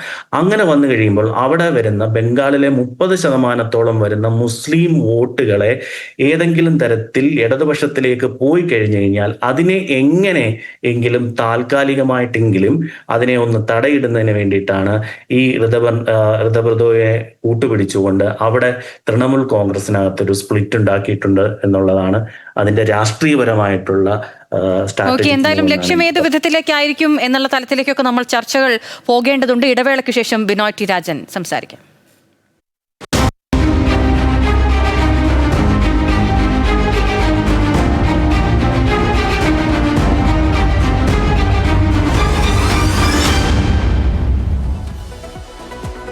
ബിനോയ് ടി രാജനിലേക്കാണ് ഇനി പോകുന്നത്. ശ്രീ ബിനോയ് ടി രാജൻ, ഭരണം നിലനിർത്താൻ വേണ്ടി കക്ഷികളെ തരംതിരിക്കുന്നതും അതുമാത്രമല്ല പാർട്ടികളെ പിളർത്തുന്നതും വിലക്കെടുക്കുന്നതും തുടങ്ങിയ കാര്യങ്ങളെല്ലാം കണ്ടിട്ടുണ്ട്. ആ തരത്തിലുള്ള നാടകീയ നീക്കങ്ങൾ BJP നടത്തുന്നതെല്ലാം കണ്ടിട്ടുള്ളതാണ്. പക്ഷെ ഇവിടെ സ്വീകരിച്ചിരിക്കുന്ന നടപടിക്രമങ്ങൾ അത് വ്യത്യസ്തമാണ്. പുതിയൊരു രീതിയിലേക്കാണോ ഇനി BJP പോകാൻ പോകുന്നത്? പ്രതിപക്ഷ പാർട്ടികളെ പിളർത്തിക്കൊണ്ട് എന്തുദ്ദേശത്തോടെയാണ് BJP മുന്നോട്ട് പോകുന്നത്? നോക്കൂ, നിങ്ങളുടെ ചോദ്യത്തിന് മറുപടി പറയുന്നതിന് മുമ്പ് ഇൻകാസിന്റെ പ്രതിനിധിയും കണ്ണൻ ദാസ് CPMന്റെ പ്രതിനിധിയും പറഞ്ഞതിന് ഒന്ന് രണ്ട് കാര്യങ്ങൾക്ക് മറുപടി പറഞ്ഞതിന് ശേഷം ഞാൻ താങ്കളുടെ ചോദ്യത്തിലേക്ക് വരാം. നോക്കൂ, അദ്ദേഹം ഇൻകാസിന്റെ പ്രതിനിധി പറഞ്ഞ അഭിഷേക് ബാനർജിയുമായിട്ട് ബന്ധപ്പെട്ട അക്രമമാണ്. പക്ഷേ പിന്നീടുള്ള അന്വേഷണത്തിൽ തെളിഞ്ഞ എന്താണ്? അഭിഷേക് ബാനർജി ആക്രമിച്ചത് പഴയ തൃണമൂലിന്റെ ആൾക്കാർ ആണ് ഏറ്റവും കൂടുതൽ പങ്കെടുത്തിരിക്കുന്നതെന്നാണ്. ഈ 7-ാം തീയതി 12 മണിക്ക് ശേഷം ഡൽഹിയിൽ നിന്ന് നിങ്ങളെ രക്ഷിക്കാൻ ഒരാളും വരത്തില്ല, അവിടുന്ന് ഒരു തന്തയും വരത്തില്ല എന്ന് പറഞ്ഞ് വെല്ലുവിളിച്ച അഭിഷേക് ബാനർജിയെ ജനങ്ങൾ കൈകാര്യം ചെയ്തതിൽ എല്ലാം BJPക്കാരാണെന്നാണോ നിങ്ങൾ കരുതുന്നത്? അന്വേഷണം അങ്ങനെയല്ല കണ്ടുപിടിച്ചത്. അത് മാത്രമല്ല, 2021 അക്രമങ്ങളുമായിട്ട് സംഭവിച്ചത് BJP ഭരിക്കുന്ന സംസ്ഥാനത്തുനിന്ന് ഒരു കാര്യമുണ്ട്. ഇതിനു മുമ്പുണ്ടായിരുന്ന അക്രമങ്ങളുടെ ഒരു ജനുസ് അവിടുത്തെ TMCക്കാരുടെ ബാക്കിയുണ്ട്. അവരതിൽ നിന്ന് കൈകാര്യം ചെയ്തതാണ്. ഈ അഭിഷേക് ബാനർജിക്കെതിരെയുള്ള ഇപ്പോഴത്തെ മൂവ്മെന്റും ഋതപത്ര അടക്കമുള്ള ആൾക്കാര് പാർട്ടി കൈയടക്കിയതും നിങ്ങൾ കാണുന്നില്ലേ? നമ്മൾ അതുകൂടെ മനസ്സിലാക്കണം. ഞാൻ മീഡിയക്കാരുടെ ഒരു ശ്രദ്ധയിലേക്ക്, പ്രത്യേകിച്ച് ഈ കേരളത്തിലെ മീഡിയകൾ പ്രത്യേകം അറിഞ്ഞിരിക്കേണ്ട ഒരു പേരാണ്. കാരണം അവിടെ തന്നെ ഈ ഇൻകാസിന്റെ പ്രതിനിധി പറയുന്നത് അവിടെ യാതൊരുവിധ അക്രമങ്ങളും നടന്നില്ല എന്നാണ്. പക്ഷെ സന്ദേശകാലി അടക്കമുള്ളിടത്തെ അക്രമങ്ങൾ നമ്മൾ കാണാതിരിക്കുന്നത് എങ്ങനെയാണ്? കാരണം ഏറ്റവും കൂടുതൽ ആൾക്കാര് ആക്രമിക്കപ്പെട്ട ഒരു സ്ഥലമാണ്. അതുപോലെ 24 നോർത്ത് പർഗാന, അതേപോലെ തന്നെ താരകേശ്വർ എന്ന് പറയുന്ന സ്ഥലത്തെ MLA കുറഞ്ഞ പക്ഷം കേരളത്തിലെ മാധ്യമങ്ങളിൽ നിങ്ങൾ റിപ്പോർട്ട് ചെയ്യേണ്ടതാണ്. സന്തു പാനു എന്ന് പറയുന്ന ഈ റിപ്പോർട്ടർ റിപ്പബ്ലിക് ബംഗ്ലയുടെ റിപ്പോർട്ടറായിരുന്നു. അദ്ദേഹത്തിനെ ഈ മമതയുടെ സർക്കാർ അറസ്റ്റ് ചെയ്ത് ജയിലിലിട്ട് പീഡിപ്പിച്ചത് എന്തിനാണെന്നറിയോ? സന്ദേശകാലിയിലെ ഷെയ്ഖ് ഷാജഹാന്റെ ഏറ്റവും വലിയ അക്രമത്തിനെ അവര് റിപ്പോർട്ട് ചെയ്തതിന്റെ പേരിലാണ്. അങ്ങനെ റിപ്പബ്ലിക് TVയുടെ തന്നെ നിങ്ങളുടെ തന്നെ ഒരു സഹപ്രവർത്തകനെ ഒരു അക്രമം റിപ്പോർട്ട് ചെയ്തതിന്റെ പേരിൽ ജയിലിലടച്ചിട്ട് ആ റിപ്പോർട്ടർ അവിടെ MLA ആയിട്ട് ജയിച്ചു വന്ന ഒരു ഇലക്ഷനാണ്. ശ്രീ ബിനോയ് രാജൻ, BJP അധികാരത്തിലെത്തിയിട്ട് ഒരു മാസം തികഞ്ഞിട്ടില്ല, ഒരു മാസം കഴിയുന്നു എന്ന് പറയാം. എങ്കിൽ കൂടി അവിടെ സംഭവിച്ചുകൊണ്ടിരിക്കുന്നത് എന്താണ് നിലവിൽ? ഇന്നലെ സമരം ചെയ്തു, ബുൾഡോസർ രാജിനെതിരെ സമരം ചെയ്ത CPM നേതാക്കളെ എങ്ങനെയാണ് നേരിട്ടത് പോലീസ്? ആ തരത്തിലാണ് അവിടെ പോകുന്നത്. നിങ്ങൾ മുൻ സർക്കാരുകളുടെ പ്രശ്നങ്ങളൊക്കെ ചൂണ്ടിക്കാണിച്ചല്ലോ. അപ്പോൾ ഈ സമയം കൊണ്ട് തന്നെ നിങ്ങൾ ബുൾഡോസർ രാജിലേക്ക് തിരിഞ്ഞിരിക്കുന്നു. അത് മാത്രമല്ല, സമരം ചെയ്യുന്നവരെ അടിച്ചമർത്താനുള്ള നീക്കങ്ങളിലേക്കും തിരിഞ്ഞിരിക്കുന്നു. പൊതുജനങ്ങൾക്കെതിരെയല്ല, അനധികൃതമായിട്ടുള്ള ഏത് നിർമ്മാണങ്ങളും, പ്രത്യേകിച്ച് ഈ ബംഗ്ലാദേശിൽ നിന്ന് അനധികൃതമായ നിർമ്മാണങ്ങൾ ഉത്തർപ്രദേശിൽ സംഭവിക്കുന്നത് എന്താണ്? വേറെന്തെങ്കിലും കാര്യത്തിൽ പിടിക്കുന്ന ആളുകളെ, വേറെന്തെങ്കിലും കുറ്റങ്ങൾക്കായി പിടിക്കുന്ന ആളുകളുടെ വീട് പൊളിക്കുക. തന്നെയും എല്ലാ സംസ്ഥാനങ്ങളിലും, ഈവൻ നമ്മുടെ തിരുവനന്തപുരം കോർപ്പറേഷനിലും ബുൾഡോസർ രാജ് നടന്നിട്ടുണ്ട്. ആർക്കെങ്കിലും എന്തെങ്കിലും എതിരഭിപ്രായം ഉണ്ടോ അതിനെക്കുറിച്ച്? അവിടെ പാളയം മാർക്കറ്റ് നടന്ന ബുൾഡോസറാണ്. നമുക്ക് ചർച്ച ചെയ്യാം ബുൾഡോസർ എന്തുകൊണ്ട് കേരളത്തിൽ ഉരുണ്ടു എന്നുള്ളത്. ഈ ബുൾഡോസർ എടുത്തുകൊണ്ട് BJP ഇറങ്ങുമ്പോഴേ നമുക്ക് പ്രശ്നമുള്ളൂ.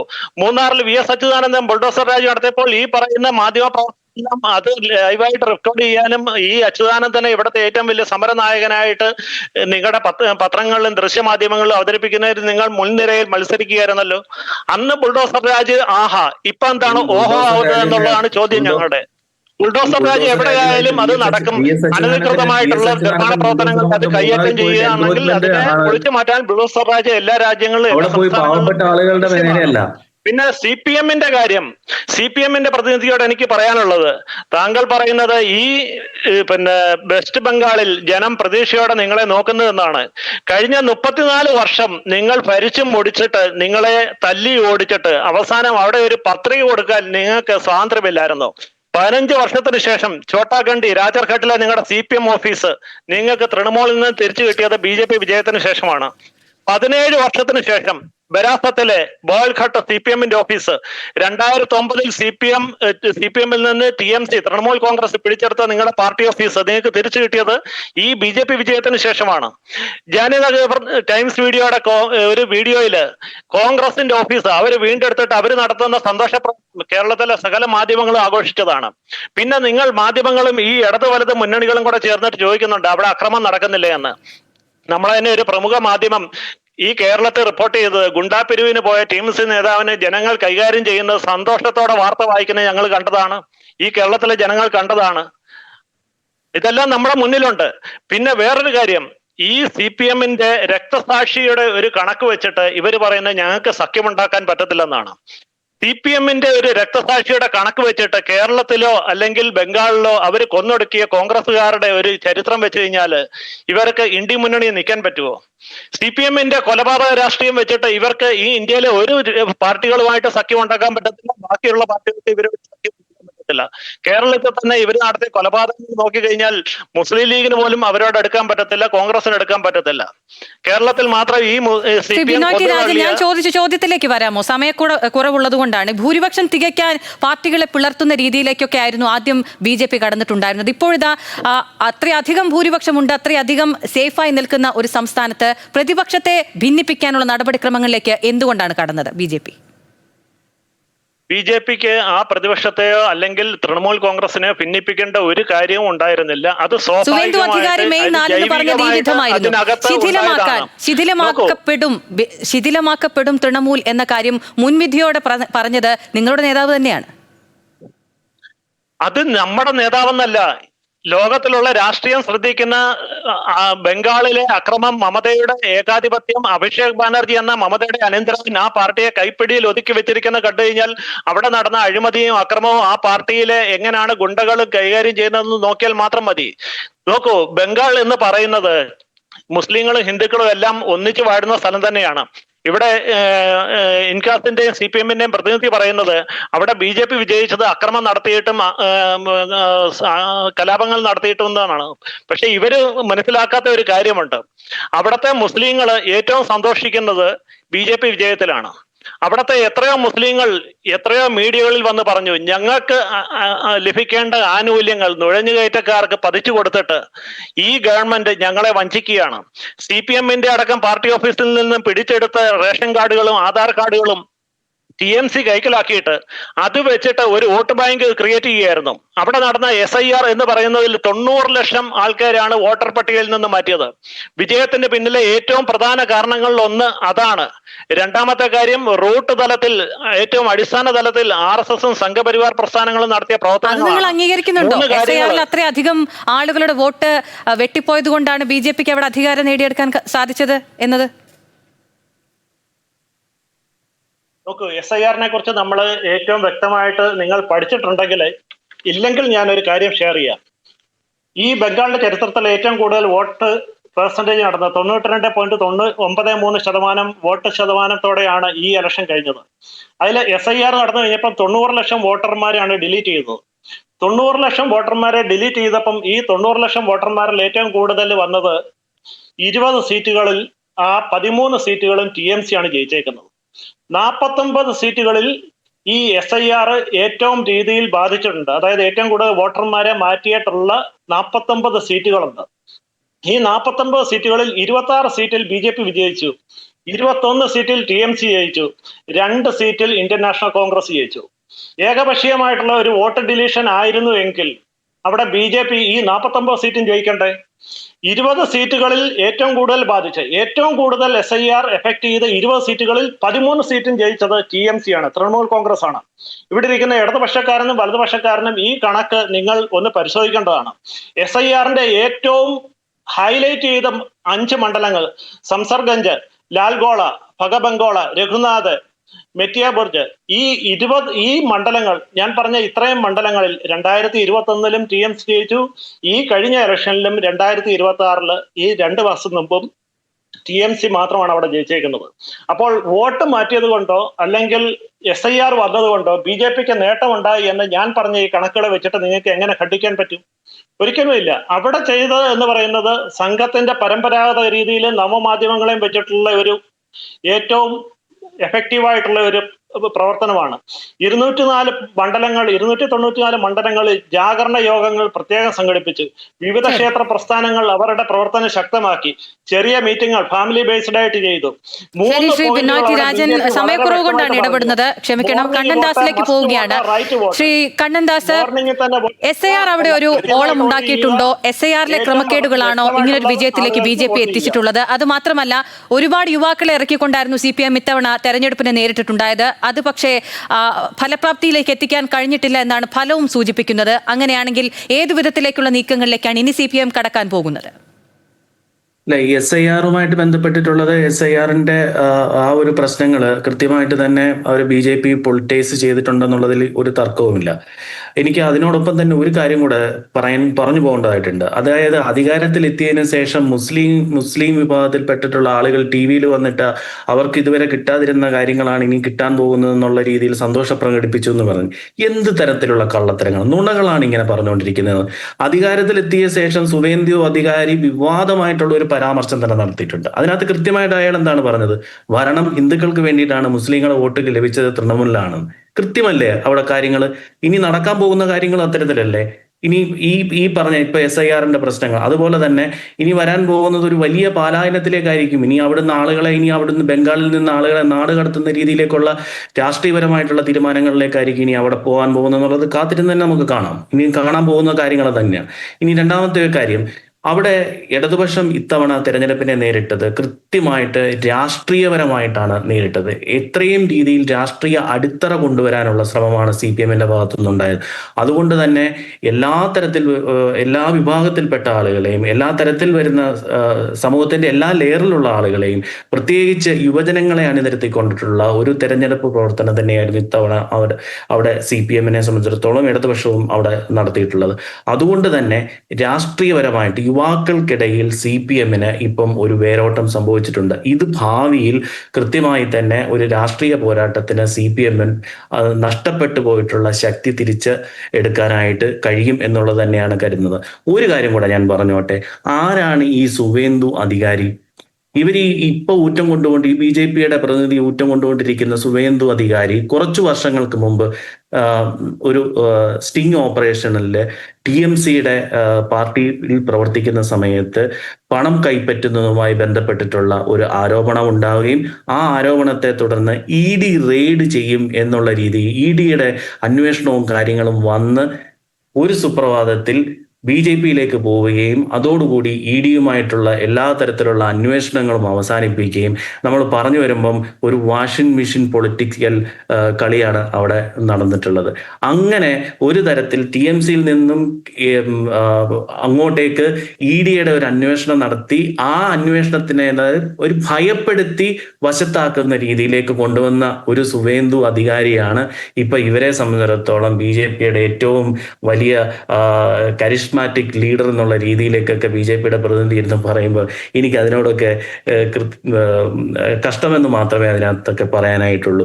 ഏതെങ്കിലും തരത്തിലുള്ള ഒരു പൊളിറ്റിക്കൽ ഐഡിയോളജിയുടെ പേരിലോ അല്ലെങ്കിൽ കൃത്യമായിട്ട് ജനങ്ങൾക്കിടയിൽ നടത്തിയിട്ടുള്ള പ്രവർത്തനങ്ങളുടെ അടിസ്ഥാനപ്പെടുത്തിയിട്ടോ അധികാരത്തിൽ വന്നിട്ടുള്ള ഒരു പ്രസ്ഥാനമല്ല BJP. കൃത്യമായിട്ടുള്ള വർഗീയ ധ്രുവീകരണം അവിടെ സാധ്യമാക്കിയത് കൊണ്ട് മാത്രമാണ് ഈ തെരഞ്ഞെടുപ്പിൽ BJPക്ക് അധികാരത്തിലെത്താനായിട്ട് കഴിഞ്ഞിട്ടുള്ളത്.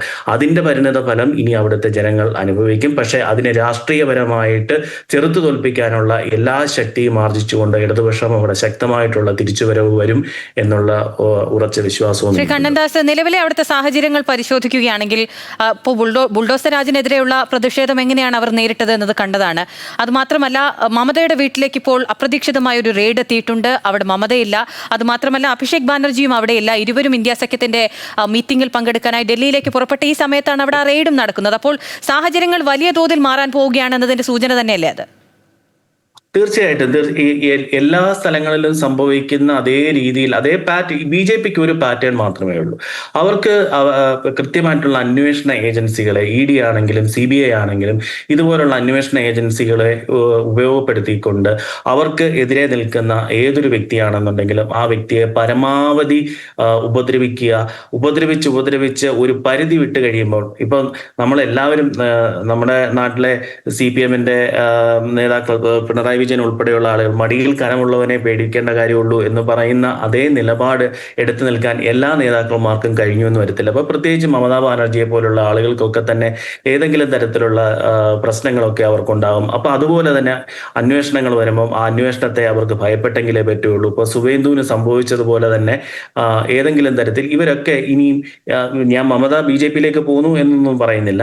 പക്ഷെ അതേപോലെ ഉള്ള പല ആളുകൾക്കും ഈ അന്വേഷണത്തിന്റെ പേരിൽ അവര് ഇപ്പോൾ നിൽക്കുന്ന പാർട്ടിയിൽ നിൽക്കാൻ കഴിയാതാവുകയും അവസാനം BJPയിലേക്ക് ചേക്കേറേണ്ടി വരികയും അങ്ങനെ അവിടെ ഒരു BJPയുടെ മൃഗീയമായിട്ടുള്ള അധികാര വ്യവസ്ഥയിലേക്ക് അവർ കൊണ്ടുവന്ന് എത്തിക്കുകയും ചെയ്യും. ഓക്കെ, ശ്രീ ബിനോയ് ടി രാജൻ, അങ്ങയിലേക്ക് തന്നെയാണ് ഒരിക്കൽ കൂടി വരുന്നത്. ഈ മറ്റു പാർട്ടികളെ അവർ ഭിന്നിക്കുന്നത് അവരുടേതായിട്ടുള്ള കാരണങ്ങളാലാണ് എന്ന് പറഞ്ഞ് മാറി നിൽക്കും BJP. പക്ഷേ അതിനുശേഷം രഹസ്യമായി തന്നെ പറയും എങ്ങനെ ഞങ്ങൾക്കാണ് അതിനുള്ള സൗകര്യവും അതിൻ്റെ സാഹചര്യവും ഒക്കെ ഞങ്ങൾക്ക് അനുകൂലമാണ് എന്ന് ആശ്വസിക്കുകയും ചെയ്യുന്ന തരത്തിലേക്കാണ് നിങ്ങൾ പോയിക്കൊണ്ടിരിക്കുന്നത്. രാജ്യസഭയിൽ വലിയ നേട്ടം ഈ തൃണമൂൽ MP-മാരുടെ ഭാഗത്ത് നിന്ന് തന്നെ ഉണ്ടാകാനും പോവുകയാണ്. ഇങ്ങനെ ഒരു സാഹചര്യം സൃഷ്ടിക്കുന്നതിൽ ഒരു ശരികേടില്ലേ? നോക്കൂ, ജനങ്ങൾക്ക് അവിടെ ഒരു മാൻഡേറ്റ് ഉണ്ടാവുകയും അതിനൊപ്പം തന്നെ ജനപ്രതിനിധികള് 2/3 ഭൂരിപക്ഷത്തോടു കൂടി അവരുടെ തീരുമാനം അവരുടെ വ്യവസ്ഥാപിതമായിട്ടുള്ള പാർട്ടിക്ക് മാറി നിന്നുകൊണ്ട് അല്ലെങ്കിൽ അതിനുള്ളിലെ ഉൾപാർട്ടിയിലുള്ള പ്രശ്നങ്ങൾ കൊണ്ട് അവർ പ്രത്യേക വിങ്ങായിട്ട് മാറുകയും ചെയ്യുന്നത് ഇന്ത്യയിൽ ആദ്യമായിട്ടൊന്നുമല്ല. നമ്മൾ നിരവധി പ്രാവശ്യം നിരവധി സംസ്ഥാനങ്ങളിൽ കണ്ടിട്ടുള്ളതാണ്. പക്ഷേ അതിന്റെ തെറ്റും ശരിയും എന്ന് പറയുന്നത് അടുത്ത ഇലക്ഷനിലാണ് നമ്മൾ വിലയിരുത്തേണ്ടത്. ചിലപ്പോൾ ഈ ഇലക്ഷനിൽ ജനങ്ങളുടെ മാൻഡേറ്റ് നേടിയിട്ട് ഈ വേറൊരു പ്രത്യേക വിങ്ങായിട്ട് പോകുന്ന ഒരു വിഭാഗം അടുത്ത ഇലക്ഷനിൽ അവർ വിജയിച്ച് കയറി വരുന്നിടം വരെ അവർ തെറ്റെന്നോ ശരിയെന്നോ നമുക്ക് വിലയിരുത്താൻ പറ്റത്തില്ല. ഇപ്പം ഋതപത്ര ബാനർജിയൊക്കെ അവരുടെ ഒരു പ്രത്യേക വിങ്ങായിട്ട് അഭിഷേക് ബാനർജിയോടുള്ള പ്രശ്നങ്ങൾ കാരണം അവരുടെ ഏകാധിപത്യത്തിൽ പ്രതിഷേധിച്ചിട്ടാണ് ഇവർ മാറിപ്പോകുന്നത്.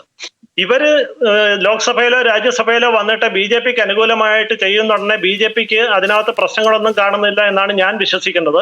പ്രത്യേകിച്ച് ഇന്നത്തെ സ്ഥിതിയിൽ ലോക്സഭയിലാണെങ്കിലും രാജ്യസഭയിലാണെങ്കിലും ഇവരില്ലെങ്കിൽ തന്നെയും BJPക്ക് ഭരണം മുന്നോട്ട് കൊണ്ടുപോകുന്നതിൽ പ്രശ്നങ്ങളൊന്നുമില്ല എന്നും കാണുന്നു. പിന്നെ ഇവിടെ CPMന്റെ പ്രതിനിധി പറഞ്ഞത് BJP പാറ്റേൺ എന്ന് പറയുന്നത് എപ്പോഴും അന്വേഷണങ്ങൾ മാത്രമാണ്, ED വെച്ചിട്ടുള്ള അന്വേഷണം ആണ് എന്നാണ്. പക്ഷെ കേരളത്തിൽ ഇവർ ചെയ്തത് എന്താണെന്ന് കൂടെ നമ്മൾ മനസ്സിലാക്കണം. ഈ പിണറായി വിജയനും CPM വന്നതിന് ശേഷം PC ജോർജ് എന്ന് പറയുന്ന മനുഷ്യനെ എങ്ങനെയാണ് ഇവർ കൈകാര്യം ചെയ്തത്? അതുപോലെ തന്നെ ഈ KM ഷാജഹാൻ എന്ന് പറയുന്ന ഒരു വിമർശകൻ, CPM-ന്റെയും പിണറായി വിജയന്റെയും ഒരു നിത്യ വിമർശകനായിട്ടുള്ള KM ഷാജഹാനെ ജിഷ്ണു എന്ന് പറയുന്ന ഒരു SFI-കാരൻ ഒരു കോളേജിൽ കൊല്ലപ്പെടുകയും ആ കുട്ടിയുടെ അമ്മ മഹിജ തിരുവനന്തപുരത്ത് ഒരു പ്രതിഷേധത്തിന് എത്തുമ്പോൾ അവിടെ വന്ന് അവർക്ക് ഐക്യദാർഢ്യം പ്രഖ്യാപിച്ചു എന്ന ഒറ്റ കാരണം കൊണ്ട് KM ഷാജഹാനെ പിടിച്ച് ജയിലിലിടുകയും ചെയ്തതാണ്. കേരളത്തിലെ രാഷ്ട്രീയ പ്രതിയോഗികളെ എങ്ങനെയാണ് CPM നേരിടുന്നത്? കായികമായിട്ടും നേരിടും, അല്ലാതെ അന്വേഷണ ഏജൻസികളെ വെച്ചിട്ട് നേരിടും. ഈ ബംഗാളിലുള്ള CPM-ന്റെ അണികൾ ഇന്ന് ജീവനോടെ ഇരിക്കുന്നത് അവര് പലരും BJP-യുടെ സംരക്ഷണത്തിലായിരുന്നത് കൊണ്ട് മാത്രമാണ്. ഇന്നിപ്പം CPM-ന്റെ പ്രതിനിധി ഗർവ് കൊള്ളുന്നുണ്ട്. പക്ഷേ ഞങ്ങൾക്കറിയാം, ലോകത്തിന് മൊത്തം അറിയാം, ഭാരതം മൊത്തം കണ്ടതാണ് എങ്ങനെയാണ് CPM തൃണമൂൽ അധികാരത്തിലെത്തിയപ്പോൾ അടികൊണ്ട് ഓടിയത്, അവരെവിടെയാണ് അഭയം തേടിയത് എന്നുള്ളത്. ഈ കേരളത്തിൽ വന്ന ബംഗാളികൾ പലരും CPM-ന്റെ ആൾക്കാരായിരുന്നു. തൃണമൂലിന്റെ കടുത്ത ആക്രമണത്തെ ഭയന്ന് ഈ ബംഗാളിൽ നിന്ന് ഇവിടെ വന്ന് പൊറോട്ടയടിക്കാനും നമ്മുടെ കൺസ്ട്രക്ഷൻ മേഖലയിലും വന്ന ബംഗാളികൾ ഇന്ന് കൂട്ടത്തോടെ തിരിച്ചു പോയത് അവിടെ അവർക്ക് ആക്രമണം നേരിടത്തില്ലെന്നുള്ള ഒരു പ്രത്യേക ഒരു സംരക്ഷണവും ഒരു ബോധ്യമുള്ളത് കൊണ്ടാണ്. പിന്നെ CPM-ന്റെ പ്രതിനിധിയെ ഞാൻ ഓദിപ്പിക്കുകയാണ്, ഒരു കാര്യം നിങ്ങൾ മറന്നു പോകരുത്. നിങ്ങളുടെ തന്നെ പാർട്ടിയുടെ ഒരു രേഖയിൽ, രഹസ്യരേഖ എന്നാണ് അറിയപ്പെടുന്നത്, അതിൽ BJP ഫാസിസ്റ്റ് അല്ല എന്നാണ് അവസാനം CPM കണ്ടെത്തിയിരിക്കുന്ന ഒരു വലിയ കണ്ടുപിടുത്തം. ഇതൊക്കെ നിങ്ങൾ മനസ്സിൽ വെച്ചിട്ട് വേണം CPM-ന് BJP വിരോധം. രഹസ്യമല്ലാത്തത് കൊണ്ട് ചോദിക്കാണ്, ആ രഹസ്യരേഖയുടെ കോപ്പി എനിക്കും കൂടെ ഒന്ന് അയച്ചു തരും, ഞാനും ഒന്ന് വായിച്ചതൊന്ന് മനസ്സിലാക്കി. BJP ഒരു ഫാസിസ്റ്റ് സംഘടനയല്ല, ഫാസിസം അവരുടെ ഒരു പ്രവർത്തന പദ്ധതി അല്ല എന്ന് അവസാനം CPM-ന്റെ രേഖകളിൽ പ്രത്യക്ഷപ്പെട്ടു എന്നുള്ളത് ഞാൻ ഇവിടെ പുതിയതായിട്ട് ഇറക്കുന്ന ഒരു കാര്യമല്ല, ഇവിടുത്തെ മാധ്യമങ്ങളിൽ തന്നെ വന്നിട്ടുള്ളതാണ്. പിന്നെ ഇൻകാസിന്റെ പ്രതിനിധിയുടെ ഒരു കാര്യം ഭരണഘടനാ ഭേദഗതികൾ പാസ്സാക്കുക എന്ന ലക്ഷ്യമാണ് ഇതിന് പിന്നിൽ എന്നുള്ളത് രാഷ്ട്രീയ നിരീക്ഷകർ ആവർത്തിച്ച് പറയുന്ന കാര്യമാണ്. ഇപ്പോഴും ഈ വനിതാ സംവരണം അവതരിപ്പിച്ചിട്ടുണ്ട്. മണ്ഡല പുനർനിർണയം അത് വനിതാ സംവരണത്തിന്റെ മറവിൽ കൊണ്ടുവന്നതായിരുന്നു, പക്ഷെ പാസ്സാക്കാൻ സാധിച്ചിട്ടുമില്ല. അങ്ങനെ ഒരു തലത്തിൽ നിൽക്കുമ്പോൾ അതിനുതകുന്ന വിധത്തിലേക്ക് ലോക്സഭയെ മാറ്റുക, അതിനുതകുന്ന വിധത്തിലേക്ക് ആൾബലം കൂട്ടുക എന്ന ലക്ഷ്യത്തോടെ തന്നെയാണ് BJP നീക്കങ്ങളിലേക്ക് കടന്നിട്ടുള്ളത്. എന്ത് പൊടിപടലങ്ങൾ തീർത്തുകൊണ്ട് അതിനെ വിശദീകരിക്കാൻ ശ്രമിച്ചാലും ഇതാണ് അതിന് പിന്നിലുള്ള ലക്ഷ്യമെന്നത് വ്യക്തമാണ്. നോക്കൂ, നിങ്ങൾ പറയുന്ന ആ വാദത്തെ ഞാൻ അതേ അർത്ഥത്തിൽ തന്നെ ഞാൻ ശരിവെക്കുകയാണ്. ജനാധിപത്യത്തിൽ ശക്തി കൂട്ടുക, കൂടുതൽ ആൾക്കാരെ കൂടെ ചേർക്കുക, അവരോടൊപ്പം ചേർന്നുകൊണ്ട് ഈ ഭരണവ്യവസ്ഥയിൽ അല്ലെങ്കിൽ ഭരണഘടനാ ഭേദഗതി എന്നൊക്കെ പറയുന്നത് BJP ഭരിക്കാൻ തുടങ്ങിയതിന് ശേഷം മാത്രം നിഷിദ്ധമായതോ അല്ലെങ്കിൽ ചെയ്യാൻ പാടില്ലാത്തതോ ഒരു കാര്യമായിട്ട് നമ്മൾ ചിത്രീകരിക്കുകയാണ്. ഈ കഴിഞ്ഞ 65 വർഷമായിട്ട് കോൺഗ്രസ് ഭരിച്ചപ്പോൾ ഭരണഘടനാ ഭേദഗതികളൊന്നും നടന്നില്ല എന്ന് നിങ്ങൾ ആരെങ്കിലും ചൂണ്ടിക്കാണിച്ച് തെളിയിക്കുകയാണെങ്കിൽ ഞാൻ പറയാം, ഭരണഘടനാ ഭേദഗതി 2016 ശേഷം വന്ന മൊത്തം തെറ്റാണ് എന്ന്. പക്ഷെ അതല്ലല്ലോ നമ്മുടെ മുന്നിലുള്ളത്. ഭരണഘടന എന്ന് പറയുന്ന ഭേദഗതി ചെയ്യേണ്ടതാണ്. കാലാകാലങ്ങളിൽ അതിന് വേണ്ട രീതിയിൽ നമ്മുടെ ഡെമോഗ്രാഫിയും നമ്മുടെ സാഹചര്യങ്ങളും നമ്മുടെ സാമ്പത്തിക ചുറ്റുപാടുകളും നമ്മുടെ സംവരണത്തിന്റെ തോതുകളും അതുപോലുള്ള രാഷ്ട്രീയ സാമൂഹിക കാലാവസ്ഥകളെല്ലാം പരിശോധിച്ചുകൊണ്ട് പണ്ടുണ്ടായിരുന്ന നിയമങ്ങളിൽ മാറ്റങ്ങൾ വരുത്തണം. അത് റൂൾസ് ആൻഡ് റെഗുലേഷൻ, അത് നമ്മുടെ ഭരണ നിർവഹണത്തിലുള്ളതായാലും എക്സിക്യൂഷന്റെ കാര്യത്തിലാണെങ്കിലും ജുഡീഷ്യറിയുടെ കാര്യത്തിലായാലും എപ്പോഴും പുനഃപരിശോധനയും അപ്ഗ്രഡേഷനും ഉണ്ടായിക്കൊണ്ടേയിരിക്കും. അതൊരു തെറ്റായിട്ട് നിങ്ങൾ കണ്ടു തുടങ്ങിയത് BJP ഭരിക്കുമ്പോൾ മാത്രമാണ്. ഞാൻ ചോദിച്ചോട്ടെ, ഈ 370-ാം വകുപ്പ് എന്ന് പറയുന്നത് ഈ മാത്രമാണ് ഹിന്ദുത്വയിലൂന്നിയ ഭരണഘടനാ ഭേദഗതിക്ക് ശ്രമിച്ചിട്ടുള്ളത്. ആ ശ്രമം പരാജയപ്പെടുമ്പോഴാണ് ഈ ഘട്ടത്തിലുള്ള ഈ തരത്തിലുള്ള നീക്കങ്ങളിലേക്കൊക്കെ BJP കടക്കുന്നത്. ഞാൻ താങ്കളിലേക്ക് വരാം ഇടവേളയ്ക്ക് ശേഷം. ചർച്ച തുടരുകയാണ്. ഞാൻ നദീർ കാപ്പാടിലേക്കാണ് ഇനി പോകുന്നത്. നദീർ കാപ്പാട്, ഇങ്ങനൊരു സാഹചര്യത്തിലേക്കാണ് നീങ്ങുന്നത്. ഇന്ത്യ സഖ്യം ഒരുമിച്ച് നിൽക്കേണ്ട ഒരു സാഹചര്യമല്ലേ ഇത്? അങ്ങനെ ഒരു സാഹചര്യം ഉരുത്തിരിയുമോ? 2029 പുതിയൊരു തെരഞ്ഞെടുപ്പിന് കൂടി നേരിടേണ്ടതുണ്ട്. അപ്പോൾ ഇനിയുള്ള കാലങ്ങളിൽ ആ തരത്തിൽ ഒരു ഐക്യം രൂപപ്പെടേണ്ട സാഹചര്യമല്ലേ ഉണ്ടാകേണ്ടത്? CPM പ്രതിനിധി BJP-യുടെ പ്രതിനിധിക്ക് കൊടുക്കാൻ മറന്നുപോയൊരു മറുപടി ഞാൻ കൊടുത്തിട്ടായാലും മറുപടി പറയാം. VS അച്യുതാനന്ദൻ നടപ്പിലാക്കിയ ബുൾഡോസർ രാജാണോ BJP മറ്റ് സംസ്ഥാനങ്ങളിൽ നടപ്പിലാക്കുന്ന ബുൾഡോസർ രാജ്? മതന്യൂനപക്ഷങ്ങളുടെ ആരാധനാലയങ്ങൾ അടിച്ചു തകർക്കുന്ന ബുൾഡോസർ രാജാണോ VS അച്യുതാനന്ദൻ കേരളത്തിൽ നടപ്പിലാക്കിയ ബുൾഡോസർ രാജ്? പിന്നെ ഇന്ത്യ സഖ്യം ശക്തമായിട്ട് വരും. മമതാ ബാനർജിക്ക് ഇങ്ങനെ സംഭവിച്ചത് ഞാൻ ചോദിക്കട്ടെ, 78ഓളം MLA-മാർ മമതാ ബാനർജിക്കുണ്ട്. 2 ഭൂരിപക്ഷം BJPക്ക് ഉണ്ട്. അങ്ങനെയാണെങ്കിൽ BJP എന്താ കരുതേണ്ടത്? ആ 78 MLA-മാരും ആ പാർട്ടിയിൽ തുടരട്ടെ. അതല്ലേ ജനാധിപത്യത്തിന്റെ ഏറ്റവും വലിയ മനോഹാരിത? അതിന് പകരം ആ പാർട്ടിയെ, ആ 78 MLA-മാരെയും പല പ്രലോഭനങ്ങളും നൽകി അവരിൽ പിളർപ്പുണ്ടാക്കി അവരെ കൂടെ ഇങ്ങോട്ട് മാറ്റി ആ പാർട്ടിയെ ശിഥിലമാക്കി ജനാധിപത്യ ധ്വംസനം നടത്തുന്ന ഈ BJP 2029 തകർന്ന് തരിപ്പണമാകും. നിങ്ങൾ ആലോചിച്ച് നോക്കൂ, കഴിഞ്ഞ ലോക്സഭാ തെരഞ്ഞെടുപ്പിൽ നിതീഷ് കുമാർ UP-യെ വിട്ട് പോയില്ലായിരുന്നുവെങ്കിൽ ഇന്ന് BJP ഭരിക്കുമോ? ആന്ധ്രയിൽ ചന്ദ്രബാബു നായിഡുമായിട്ട് കോൺഗ്രസ് സഖ്യമുണ്ടാക്കാൻ വൈകിപ്പോയത് കൊണ്ട്, അല്ലെങ്കിൽ അവിടെ ഒരു സഖ്യം കോൺഗ്രസുമായിട്ട് ഉണ്ടായിരുന്നെങ്കിൽ ഇന്ന് നരേന്ദ്രമോദി ഭരിക്കുമോ? നിങ്ങൾ പറയൂ. പ്രദീപ് ഗുപ്ത പറഞ്ഞെന്താ? 400-ലധികം സീറ്റ് നേടി BJP വരാൻ പോകുന്നു. എന്നിട്ട് BJPക്ക് ഒറ്റക്കുള്ള ഭൂരിപക്ഷം ഇന്ത്യയിലെ ജനങ്ങൾ നഷ്ടപ്പെടുത്തിയിട്ടുണ്ടെങ്കിൽ BJP ഇപ്പോഴും സിംഗിൾ മെജോറിറ്റി ഉണ്ടോ? 234 സീറ്റിലാണ്, 240 സീറ്റിലാണ് BJP. പിന്നെ കേവല ഭൂരിപക്ഷത്തിന് 32 സീറ്റിൽ അകലെയാണുള്ളത്. ആ BJP കഴിഞ്ഞ ലോക്സഭാ തെരഞ്ഞെടുപ്പിൽ അങ്ങനെ സംഭവിച്ചിട്ടുണ്ടെങ്കിൽ അതേ BJP-യെ വരാനിരിക്കുന്ന തെരഞ്ഞെടുപ്പിൽ ജനം തൂത്തെറിയും. ഇന്ത്യ സഖ്യം ശക്തമാകും. കോൺഗ്രസ് ഈ രാജ്യത്ത് BJP-യുടെ പ്രതിനിധി പറഞ്ഞല്ലോ, കോൺഗ്രസ് ഭരണഘടന ഭേദഗതി ചെയ്യുന്നത് രാജ്യത്തെ ജനങ്ങൾക്ക് വേണ്ടിയാ. അല്ലാണ്ട് ഹിന്ദുവിനെയും മുസൽമാനെയും തമ്മിലടുപ്പിച്ച് പാവപ്പെട്ട മനുഷ്യരെ ജാതിയുടെയും മതത്തിന്റെയും പേരിൽ വേർതിരിച്ച് അവിടെ ഒരു കലാപുണ്ടാക്കി സർക്കാർ ഉണ്ടാക്കാനല്ല. ഇത് തെരഞ്ഞെടുപ്പ് കമ്മീഷൻ BJPക്ക് കൊടുക്കുന്ന ദാനമാണ്. ഓരോ സംസ്ഥാനങ്ങളിലും ഓരോ മഹാരാഷ്ട്രയിൽ കൊടുത്ത പോലെ ഇപ്പം BJPക്ക് അവിടെ ബംഗാളിലും കൊടുത്തു. അവിടെയൊക്കെ നടന്നത് സുതാര്യമായ ഇലക്ഷൻ ആണെന്ന് തോന്നുന്നുണ്ടോ? അവിടെ ഒന്നും ഒരിക്കലും ഒരു സുതാര്യമായ രീതിയിലല്ല തെരഞ്ഞെടുപ്പ് നടന്നത്. അതുകൊണ്ട് ഇന്ത്യ സഖ്യം ശക്തമാക്കിയത് ഇപ്പൊ BJP എന്നാണ്. മമതാ ബാനർജി ഇന്ത്യ സഖ്യത്തിനോട് മുഖം തിരിഞ്ഞ ഇന്ത്യ സഖ്യത്തിലേക്ക് മമതാ ബാനർജി എത്തിച്ചതിന് BJPക്ക് ഞാൻ നന്ദി പറയാണ്. കാരണം 2029 വരാനിരിക്കുന്ന ഇലക്ഷനിൽ അവിടെ ഇന്ത്യൻ നാഷണൽ കോൺഗ്രസും മമതാ ബാനർജിയും ബംഗാളിൽ ശക്തമായി തിരിച്ചു വരും. CPM-ന്റെ പ്രതിനിധി ദിവാസ്വപ്നം കാണാണ്. അവരുടെ ഏരിയ സെക്രട്ടറിയും ജില്ലാ സെക്രട്ടറിയും എല്ലാം കേരളത്തിൽ വന്ന് പോരാട്ടടിക്കാണ്. ഇനിയെങ്കിലും ദയവ് ചെയ്ത് CPM-ന്റെ പ്രതിനിധി ഞങ്ങൾ അവിടെ ശക്തിയാണ്, ദയവ് ചെയ്ത് ഇങ്ങനെ ഒരു ചർച്ചയിൽ വന്ന് പറയാതെ. അവർക്ക് അവിടെ ഒരു ശക്തിയുമില്ല. അവർക്ക് വേണമെങ്കിൽ കോൺഗ്രസ് മമതാ ബാനർജിയുടെയും കൂടെ കൂടി 2029 BJPക്കെതിരെ ശക്തമായി നിൽക്കണം. അതിന് പകരം പറയാ ഞങ്ങള് കോൺഗ്രസിന്റെ മമതാ ബാനർജിയുടെ കൂടെ കൂടുതല, ഞങ്ങൾ ഒറ്റക്ക് പോരാടുന്നു. ഇതൊക്കെ ഏറ്റവും വലിയൊരു തമാശയായിട്ട് എനിക്ക് കാണാൻ പറ്റൂ. ഇന്ത്യ സഖ്യം തിരിച്ചു വരും, ഒരു തർക്കം വേണ്ട.